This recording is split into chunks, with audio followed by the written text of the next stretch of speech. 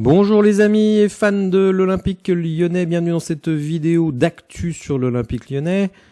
Alors des infos pas révolutionnaires, je vais pas vous mentir. Pour commencer, je vais vous rappeler que dimanche soir, pour le premier match de la saison de Ligue 1, je serai en live à partir de 20h35. Tous les réglages ont été faits, normalement ça devrait se passer nickel, je vous attends nombreux. Le match, vous le savez, sera diffusé sur DAZN et je parlerai de DAZN en fin de vidéo puisqu'il y a une nouvelle un petit peu surprenante aujourd'hui. Dans cette vidéo, je vais vous parler de Ryan Cherki qui décidément voit toutes les portes se refermer. Ça commence à devenir presque assez inquiétant. Est-ce que Cherki ne va pas rester une année de plus et aller au bout de son contrat? Je ne sais pas. Est-ce qu'il faut le prolonger, alors sans lui baisser le salaire parce que sinon il y a peu de chances qu'il accepte, et éviter de le voir partir gratuit? C'est une vraie question. On parlera également de Pierre Sage. Il y a eu un article aujourd'hui dans l'équipe sur Pierre Sage. On va voir un petit peu ce qu'on peut retenir de cet article. On va parler de Ryan, alors pas Ryan Cherki, Ryan Vitor, qui est un jeune Brésilien sur lequel John Textor aurait des vues. J'ai expliqué récemment la stratégie d'Eagle Football dans une démarche d'acheter des joueurs à une valeur minimale et les faire aller dans les différents clubs de la Galaxy Eagle pour faire monter leur valeur avant de les revendre. Donc dans une démarche de trading, et on verra que Joachim Andersen, qui a quitté l'Olympique lyonnais depuis un certain nombre d'années, pourrait au final nous rapporter un petit peu de sous puisque on a gardé un pourcentage à la revente. On va commencer avec Ryan Cherki. Vous le savez, même le directeur sportif David Friot a affirmé que Ryan Cherki devrait quitter le club. Premier intérêt du Paris Saint-Germain, et l'équipe nous apprend cette semaine que cet intérêt n'existe plus dès lors que le PSG va recruter Désiré Doué de Rennes aux alentours de 60 millions. Et donc l'arrivée de Ryan Cherki n'est absolument plus d'actualité. Ryan a eu des touches du côté de Dortmund, il a eu une conversation avec l'entraîneur et l'entraîneur n'a pas été convaincu par Ryan. En plus, ils ont recruté plusieurs joueurs et notamment à son poste, et donc là aussi le deal est tombé. Donc il restait le RB Leipzig qui perdait Olmo, qui est parti au Barça, et Olympique et Lyonnais, le site nous informe ce matin que cette piste aussi est également refermée puisque le RB Leipzig a recruté sur un poste offensif, et donc qu'ils ont eux aussi fermé la porte à Ryan Cherki. Alors ce milieu d'année, cet été, il est quand même très compliqué pour Ryan Cherki. On pensait que à un an de la fin de son contrat, donc une valeur marchande aux alentours de 15-20 millions pour une pépite du club, un joueur que certains considèrent comme un génie, trouver un point de chute serait quand même assez facile. Finalement, on est le 14 août et pour le moment, ça n'a absolument pas bougé. Alors, je ne sais pas si le joueur est revenu à l'entraînement d'ailleurs. J'ai vu que Michael Olise était à l'entraînement du Bayern. Ryan, qui, on va le voir, a très peu joué avec l'équipe olympique. Je ne sais pas s'il est de retour avec l'OL et si éventuellement il sera disponible pour un des 2 derniers matchs de cet été. S'il ne joue pas contre Rennes, je pense qu'il ne jouera pas contre Monaco. Il ne faudrait pas le faire jouer et qu'il se blesse alors qu'on aurait trouvé un point de chute. Ryan Cherki, qui est professionnel à l'Olympique lyonnais depuis 2020, c'est Rudy Garcia qui l'avait lancé. Ensuite, ça a été délicat pour lui avec l'ami Peter Bosz, qui n'aimait pas du tout le joueur. Ensuite, Laurent Blanc est arrivé et lui, à l'inverse, a fait confiance à Ryan Cherki. D'ailleurs, il réalise en 2022-2023 ses meilleures statistiques, 4 buts et 6 passes décisives. L'année qui vient de s'écouler, ça a été extrêmement compliqué pour lui puisque le coach qui lui a fait le plus confiance s'est fait virer, Laurent Blanc, remplacé par Fabio Grosso, qui ne pouvait pas encadrer Ryan Cherki. Ensuite est arrivé Pierre Sage, et Pierre Sage, on va dire, n'a pas été non plus enthousiasmé par le talent du joueur, l'utilisant comme, on va dire, un energizer arrivant du banc. Et d'ailleurs, dans ce rôle, je trouve qu'il était plutôt performant. Mais bon, c'est comme un joueur qui était titulaire en 2023 qui s'est retrouvé à jouer les 20 dernières minutes en 2023-2024. Donc c'est quand même un certain déclassement pour Ryan Cherki. Il a été rappelé en équipe nationale pour jouer les Jeux Olympiques. Il faut savoir qu'il n'était pas dans la première liste donnée par Thierry Henry et qu'en fait, ce sont les désistements de certains joueurs qui lui ont permis d'arriver dans l'équipe. Et ça s'est pas hyper bien passé pour Ryan. Vous voyez, dès le début de la compétition, sur le banc. Alors là, il joue 65 minutes, mais c'était le 3e match de groupe. Et en fait, on fait jouer les coiffeurs. Donc là, il a joué 65 minutes. Vous voyez d'ailleurs une très bonne note, 8.3. Ensuite, à nouveau, face à l'Argentine, sur le banc. Face à l'Égypte, demi-finale des JO, match à Lyon quand même. Thierry Henry le fait rentrer 3 minutes, en gros pour qu'il soit applaudi par le public. Il suffisait de voir la tête de Ryan à la fin du match pour voir qu'il était vraiment dépité. Et dans un match en prolongation face à l'Espagne, il rentre à 10 minutes de la fin. Il ne fait pas d'ailleurs spécialement une mauvaise rentrée, mais effectivement, c'est quand même le signe d'un joueur qui, on va dire, n'a pas du tout n'est pas sur la liste verte de l'entraîneur. Et malheureusement, ça fait quand même beaucoup d'entraîneurs qui, on va dire, ne sont pas pleinement convaincus par le potentiel du joueur.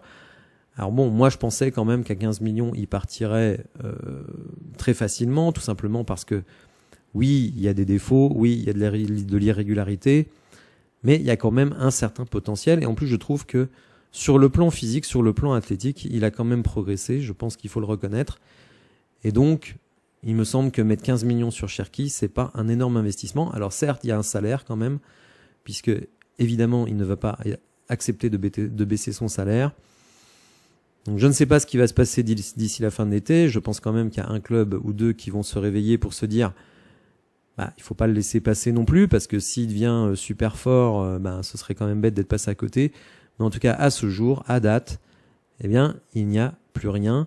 Quelques petites touches italiennes, mais qui proposent des tarifs extrêmement faibles. Et si un club vient pour donner 10 millions pour Ryan Cherki, moi je pense qu'il vaut mieux le garder. Il vaut mieux le garder cette saison. Éventuellement, s'il trouve quelque chose au mois de janvier, mais ensuite vous avez Thiago Almada qui arrive. Donc finalement, vous enlevez une épine du pied en vous disant je n'ai pas besoin de recruter un milieu offensif puisque je l'ai déjà dans mon effectif. Donc moi je pense qu'il ne faut pas accepter n'importe quelle offre. Une offre trop faible, il faut dire tant pis. On va lui proposer une prolongation s'il accepte pour essayer de récupérer un transfert. Sinon, on le garde la saison. Il sera utile jusqu'à l'arrivée d'Almada, qui sera peut-être pas forcément au top dès le début. Comme je l'ai expliqué, Almada enchaîne vraiment les championnats, plus les Jeux Olympiques. Donc, il sera peut-être pas hyper frais physiquement quand il va arriver au mois de janvier. Donc, pourquoi ne pas garder Ryan Cherki si on nous fait une offre qui est vraiment insuffisante? N'hésitez pas à me dire ce que vous pensez de cela dans les commentaires. Comme je vous le disais, l'équipe a consacré un papier à Pierre Sage. Alors un papier assez décevant parce que finalement on n'apprend pas grand-chose. Mais malgré tout, Pierre Sage a été plus loin que David Friot, puisque David Friot a dit l'objectif c'est de se qualifier pour la Ligue des Champions. Alors vous le savez, jusqu'à la 4e place, on peut être qualifié pour la Ligue des Champions à condition de passer le barrage, ce qu'a fait Lille hier, mais Pierre Sage, lui, va plus loin puisqu'il nous le dit ici, le podium est une ambition claire à partir du moment où on va arriver à mieux structurer notre saison par rapport à l'an passé. Ce sera d'être à minima donc qualifié pour la Ligue des Champions, le podium est une ambition claire à partir du moment, etc., etc. Il ne faut pas penser qu'on aura le rythme de la deuxième partie, donc déjà il sort un petit peu le parapluie quand même. Plus nos performances seront régulières, plus on marquera de points et forcément, plus on se rapprochera du podium. Je veux vraiment que ce soit une conséquence de ce qu'on fait de bien. En gros, Pierre Sage, dans cet article, nous explique que l'année dernière, évidemment, il est arrivé en cours de saison, il a fallu réparer les cerveaux, il a fallu réparer les physiques, il a fallu trouver une manière de jouer qui nous permette d'être relativement solide et de prendre des points. C'est ce qu'on a fait en toute fin d'année 2023. Ensuite, on a été un tout petit peu plus ambitieux dans le jeu. Il faut dire aussi que le banc a eu un apport évident. Mais là, Pierre Sage considère que là, il a le groupe tout l'été. Alors le groupe pas en totalité, mais en tout cas une certaine colonne vertébrale de ce groupe et des joueurs comme Lacazette qui peuvent s'inscrire très rapidement dans ce collectif et également Tagliafico. Donc lui, il pense que avec cette préparation, eh bien, il peut être plus ambitieux sur la durée avec notre équipe. Écoutez, on verra, mais en tout cas, il va un petit peu plus loin que David Friot qui avait dit objectif Ligue des Champions.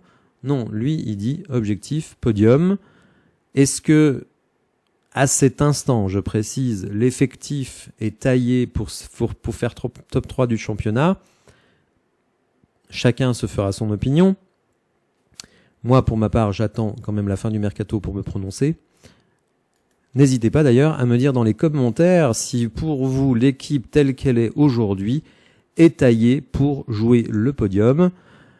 Je pense savoir globalement la réponse, mais n'hésitez pas à vous exprimer sur le sujet. Alors on parlait de Ryan, parlons maintenant de Ryan, mais l'autre, pas Ryan Cherki, Ryan Vitor, qui est un jeune joueur de 18 ans qui évolue à Vasco de Gama, le club où évolue Dimitri Payet. Et vous le voyez, le jeune attaquant, donc c'est O Globo édition Vasco de Gama qui donc GE, ça veut dire Globo Esporte, donc le supplément sport de O Globo, qui est, on va dire, un des grands médias du Brésil. Le jeune attaquant est surveillé par des équipes comme Lyon et le Sporting. Alors je crois que c'est le Sporting Lisbonne, enfin il me semble, hein, je ne veux pas le garantir. Promesse du centre de formation de Vasco de Gama, Ryan suscite l'intérêt des clubs européens et est surveillé. Samedi, les représentants lyonnais étaient au stade Nilton Santos pour assister au derby contre Fluminense. L'attaquant est entré en jeu en seconde période. Le club français, donc l'OL, n'est pas le seul à surveiller le joyau.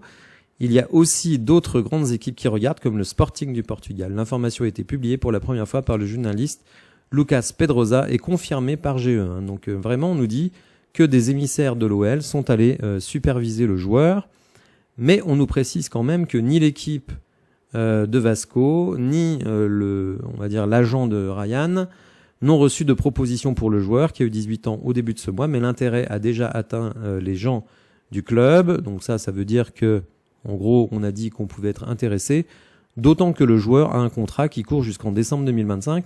Donc faut pas attendre trop tard non plus avant de le vendre, sinon Vasco de Gama n'aura pas d'indemnité. Donc on peut penser que John Textor pourra sans doute passer à l'attaque sur le joueur, évalué environ à 10 millions. Peut-être pas d'ici la fin de cette saison, mais en tout cas, je pense au début de la saison prochaine. Mais vous allez voir que il y a une clause qui, on va dire, contrecarre un petit peu les plans de John Textor. Alors cette clause n'est pas évoquée dans l'article que j'ai montré, elle a été reprise par Foot01. Alors les infos de Foot01, faut les prendre quand même avec de grosses guillemets, puisque on nous dit eh bien que donc pour 10 millions, Ryan serait alors invité à faire ses valises pour l'OL, hein, donc pour le Rhône. Mais Vasco pose deux conditions, un pourcentage à la revente et surtout, et c'est ça qui à mon avis va gêner John Textor, l'interdiction pour le joueur de signer à Botafogo tant qu'il sera sous contrat dans la Galaxy Eagle. Vous savez que Textor veut acheter des joueurs, les faire évoluer à Botafogo et ensuite les faire venir à l'Olympique Lyonnais. Et là, le club de Vasco de Gama, eh bien, dit OK pour les 10 millions, mais on veut un pourcentage à leur vente, mais pas qu'ils signent à Botafogo. En fait, ils ne veulent pas renforcer un de leurs concurrents. Donc, on va voir un petit peu ce que vaut cette info. Je suis allé voir des vidéos du joueur, qui est un joueur très intéressant, je pense. Il est grand, 1m85, très rapide, gaucher. Il évolue aux 3 postes de l'attaque, mais plutôt dans l'aile. En fait, ce qui surprend, c'est vraiment sa vitesse par rapport à sa taille. Alors après, bon, évidemment, il a surtout évolué dans des équipes de jeunes. Il est international brésilien des équipes de jeunes. Donc voilà, c'est déjà un joueur qui est assez référencé chez les jeunes au Brésil. Donc à suivre, on va voir ce qui va se passer. Mais ça me semble quand même être un joueur à suivre. Alors Pierre Sage, dans la vidéo que j'ai publiée il y a quelques jours, exprime bien que peut-être faudrait-il renforcer notre milieu de terrain qui lui est apparu, on va dire, insuffisant, que ce soit les titulaires ou les remplaçants. Et un média italien, alors là, autant sur Globo, je pense qu'on peut faire relativement confiance, mais un média italien qui s'appelle Voce Giallorossa, alors c'est pas du tout ce que vaut ce média, mais il nous explique que l'AS Rome et l'Olympique Lyonnais et éventuellement l'AS Monaco sont intéressés par Boubakary Soumaré, qui est un milieu de terrain, qui joue en Angleterre, donc en D2 anglaise, à Leicester, qui a été formé au Paris Saint-Germain, qui a déjà 25 ans. Les clubs aimeraient bien se le faire prêter, mais Leicester voudrait un transfert, ils ne veulent pas faire de prêt, et ce transfert se situerait aux alentours de 15 millions. Alors, je ne connais pas le joueur, donc si vous le connaissez, n'hésitez surtout pas à en parler dans les commentaires. C'est toujours difficile pour des milieux de terrain de se faire une idée de leur vraie qualité, parce que les highlights ne sont pas les mêmes par rapport à un attaquant, donc c'est pour ça que je ne me fie pas vraiment aux vidéos que j'ai vues sur YouTube. Je préfère avoir l'avis de ceux qui l'ont vu jouer. Alors, et s'il y a des suiveurs de Leicester, n'hésitez pas à vous exprimer sur le joueur, mais là je le répète aussi, une info à prendre vraiment avec des grosses pincettes, parce que le média Voce Giallorossa, honnêtement, en plus repris par Foot 01, je miserai pas ma chemise que c'est 100% fiable. On continue avec le championnat d'Angleterre, puisque peut-être vous souvenez-vous de Joachim Andersen, qui a été, je crois, pendant à peu près un an, notre défenseur central. Il n'a pas vraiment convaincu. On a trouvé un point de chute à Crystal Palace, où il fait une carrière tout à fait honnête. Et figurez-vous que Fulham est intéressé pour recruter le joueur, et que dans le contrat de transfert que nous avons fait avec Crystal Palace, il y a un intéressement sur la plus-value. L'intéressement est de 12,5% de la plus-value. Ça veut dire la différence entre le prix de vente et le prix d'achat. Nous l'avons vendu pour 17,5 millions d'euros. Et Fulham serait disposé à offrir 20 millions de livres sterling, soit 24 millions d'euros. Donc une petite plus-value, attention, ça va pas remplir nos caisses totalement. Une petite plus-value de environ 7 millions. En clair, ça représente un peu plus de 1,25 million d'euros. Alors, ce qui m'amuse avec nos amis anglais, c'est que, vous savez, là-bas, le prix des joueurs est absolument délirant. Et la première offre de 24 millions a été refusée. En effet, Crystal Palace réclame 40 millions de livres, donc le double de ce qui a été proposé par Fulham, c'est-à-dire 47 millions d'euros. Et là, évidemment, la plus-value ne serait pas du tout la même, puisqu'il y aurait 30 millions de plus-value. Donc, vous voyez qu'on n'est pas du tout sur le même ordre d'idées. Et dans ce cas, ça rapporterait 3 millions d'euros à l'Olympique Lyonnais. Alors, c'est toujours ça de prix, on va pas cracher dessus, et c'est un dossier qu'il faudra évidemment suivre de près. On va terminer par l'info de la journée par rapport à DAZN. Vous savez, co-diffuseur de la Ligue 1, diffuseur majoritaire de la Ligue 1, puisqu'ils vont diffuser 8 matchs en direct et 1 match en différé, et l'autre match qui est en différé sur DAZN sera en direct sur beIN Sport. Et évidemment, grogne énorme des supporters à cause du tarif, environ 30 € mensuels sur 12 mois. Ce qui évidemment est un prix très élevé et qui ne satisfait pas du tout les supporters. Et donc DAZN a décidé de faire un geste, figurez-vous, puisque on nous apprend via un site nantais, puisque le premier match concerné sera Nantes-Toulouse, que ce match sera offert gratuitement aux gens qui s'inscrivent, alors non pas à un abonnement DAZN, mais qui s'inscrivent tout simplement sur le site DAZN. Vous mettez votre nom, votre prénom et votre adresse email, et vous pourrez voir le match gratuitement. Et Arthur Perrault, qui évolue sur RMC Sport, nous informe que il y aura cette saison un match gratuit par journée de championnat, donc soit 34 matchs. Alors peut-être que dans ce lot de matchs, il y aura un match de l'OL. Je ne sais pas. Je ne sais pas comment ils décident que ce match sera gratuit.